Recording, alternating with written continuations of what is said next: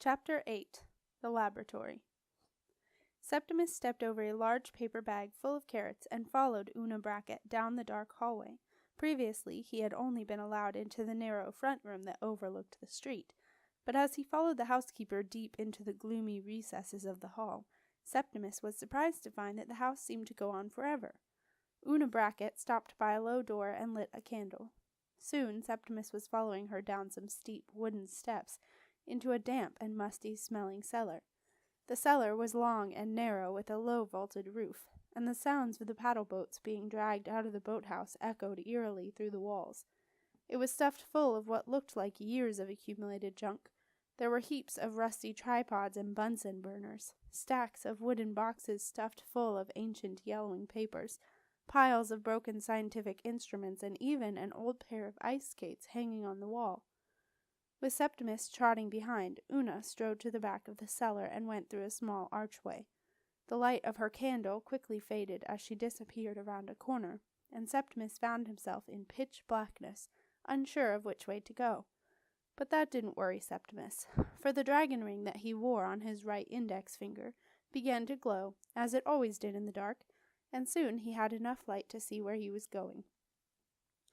"Where are you? I haven't got all day." Una Brackett's sharp voice cut through the gloom as she came back to see where Septimus had gone. "I don't allow boys with candles down here," she snapped, noticing the light glowing from his hand.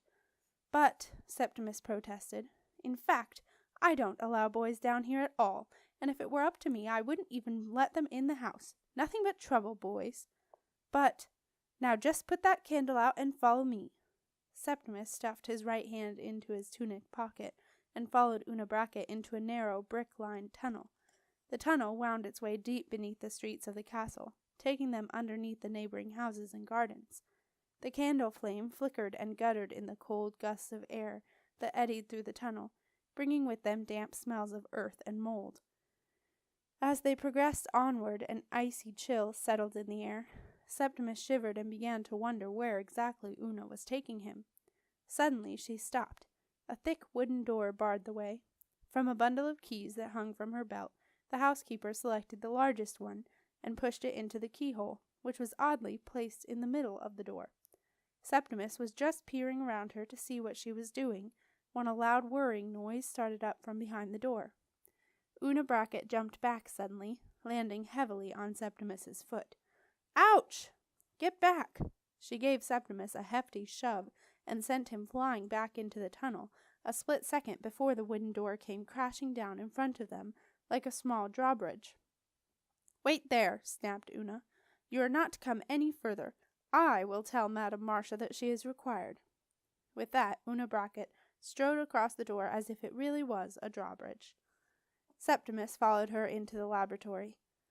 Professor Weasel Van Clamp's laboratory was the strangest place that Septimus had ever seen, and he had seen some very odd places since he had become Marcia's apprentice. The laboratory was bathed in a low blue light. It was a long, thin, vaulted underground room, and contained a forest of murmuring, bubbling vials and flasks, flagons and funnels, all connected by a large glass tube which looped and soared down the entire length of the laboratory.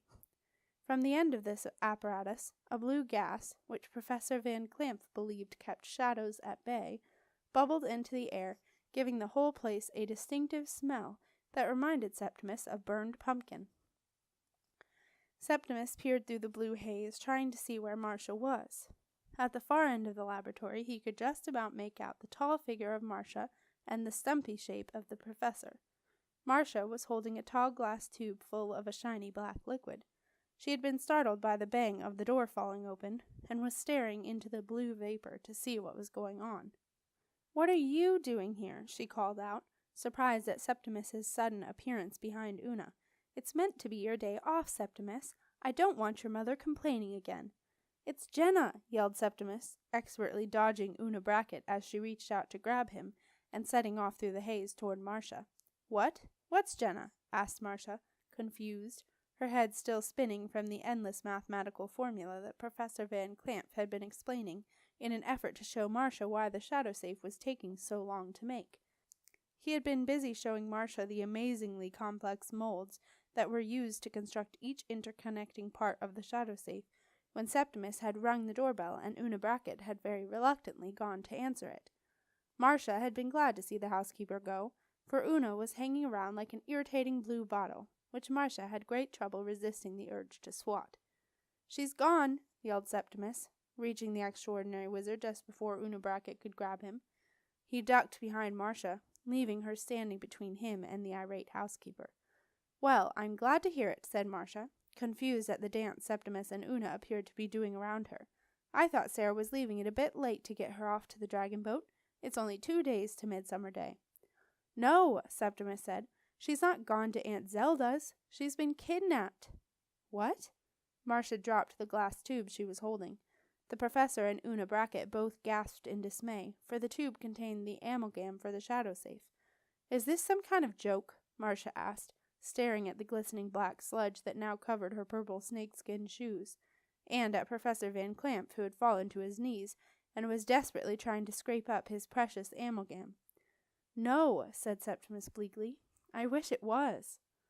"Oh, it's bound to be a joke, or more likely a fib," Una Brackett said bitterly as she joined the professor on the floor and took a large metal scraper to Marcia's shoes. "Get off my shoes, will you?" said Marcia icily. "I don't want this stuff rubbed into them." Marcia fixed Una with a glare. "Anyway," she declared, "Septimus always tells the truth." "Huh," said Una Brackett, angrily scraping. "Just look what's happened. You let a boy into the laboratory and something gets broken. I knew it would." "Jenna, kidnapped," said Marcia, trying to move away and finding that her feet were stuck to the floor. "How? Who?" "Simon," said Septimus, anxious to be gone. "Simon took her away on his horse. We have to go after her. We should send some trackers out and—" "Don't do that, Una." "Simon who?" asked Marcia. "Simon, my brother. Come on, Marcia, please hurry." "Simon Heap?" "Yes. I tried to stop him. I transfixed his horse, but—" "Did you? A whole horse?" said Marcia, pleased with her apprentice. "Well done. If you can transfix a horse, you can transfix anything. But he overcame you?" "No. Well, yes, I suppose so, sort of. But that's not the point." Septimus's voice was rising to a despairing shout.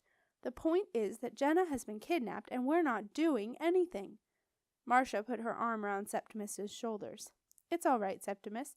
Simon is Jenna's brother. She's quite safe with him.